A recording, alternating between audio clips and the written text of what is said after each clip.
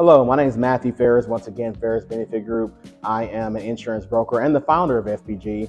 And this is a series of videos, once again, talking about health insurance, life insurance, disability. This one specifically, we're going to talk about what are copays, deductibles, co-insurance, out-of-pocket maxims, and not just what they are, but how they fit together. So the last video, we talked about networks, which is like PPOs, EPOs, HMOs. And I mentioned things like deductibles, co-insurance, out-of-pockets. And I was surprised. A lot of people, very intelligent people, I'm talking about people that are executives, doctors, lawyers, engineers, they don't know what this stuff is. And most people don't even know how to read their health insurance plan. And it's not even that hard. It's not like you have to have a PhD or a degree from Harvard to figure this stuff out, but you do have to have the time to look at it. And you want to make sure that you understand this stuff, how your plan works before something happens. I think I talked about this in the last video, how the key thing about health insurance is just the whole philosophy is to be prepared before something happens. You don't want to get in a situation where you have to be rushed to the hospital, ER, and you don't know where to go or know how your plan works, right? So jumping right into it, we'll start off what copays are. So copays, we're talking about your traditional insurance plan. There's other formats of insurance that I'll get into later in other videos. We're talking about traditional insurance plan that you'll find like on the marketplace with Obamacare. You'll find it on Medicare Advantage plans. You'll find it on group insurance plans, right?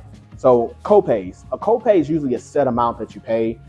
For example, it might be $10, $20 that you go to the doctor and you have to pay that money up front to be able to have that service. And now people don't realize is that you pay that money up front.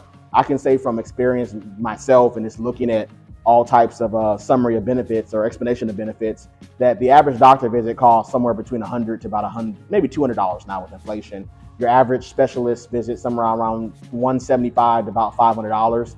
Now you might only pay $10, $20 or more for a PCP, primary care visit, and you might only pay maybe somewhere, I would say, estimate between $20 to $60. Some may be higher, some might be lower for a specialist. That's because the insurance company is only making you pay that set copay, while the rest of it they're picking up. Another thing about copays is that we're going to go to this next about deductibles. These don't have to satisfy deductibles. So deductibles, going into that is something where there are certain things that they're not going to help pay for it all without hitting a certain amount. Whether the deductible be $1,000, I mean the lowest ones I've seen have been like $500, $250, but some of the deductibles can be like $1,000, $2,000, $3,000 on average. Some of them go up to almost like $8,000, $9,000 I've seen. But what that means is that services besides doctor visits, some specialist visits, generic medicine, like say if you got to have a surgery, you have to get diagnostic testing, you have to go to the hospital, right? All these things, you're going to have to reach that deductible before the insurance company is going to have to pay for it. So, for example, going to the ER, if you go to the ER and your deductible is, say, $3,000 and that ER visit is $1,800, that means you're paying that whole $1,800 out of pocket. Now, what happens, they credit that to the deductible, which means now I've actually made it hard for myself, $3,000, $1,200 will be remaining. So the next time you go, then you'll reach that deductible. Then it takes you to the next step, which is co-insurance. Co-insurance is really saying now that you reach the deductible, the set amount that they put there so that you don't have to, or the insurance company won't have to pay for things up front that are more expensive. That's actually what they're trying to do. The deductible is pretty much the risk. It's pretty much the way to determine how much risk the insurance is going to take on versus how much risk you're going to take on. Because once again, if you have a very low deductible, that's more risk for the insurance company. Another point I didn't say earlier is that the lower deductible, usually the more expensive your plan is going to be. And the inverse is true as well. The higher your deductible, you'll be able to get cheaper plans because that's less risk to the insurance company. But once you reach that deductible, the next stage is co-insurance. Their insurance company is going to say, okay, now we're going to pay a percentage of the bills and you're going to pay a percentage.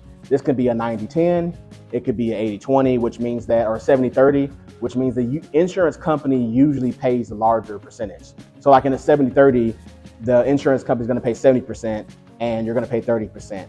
And that's usually how it goes all the way up to what you call a max out of pocket. So the reason why out of pocket maximum, max out of pocket, it's the same thing. The reason why it's so important because people really don't understand how expensive insurance, or how expensive, not just insurance, of course, people complain about that. We help to try to save people money, but just the cost of healthcare is. I can tell you story after story from myself about I was like flabbergasted or my mind was blown how much these bills were.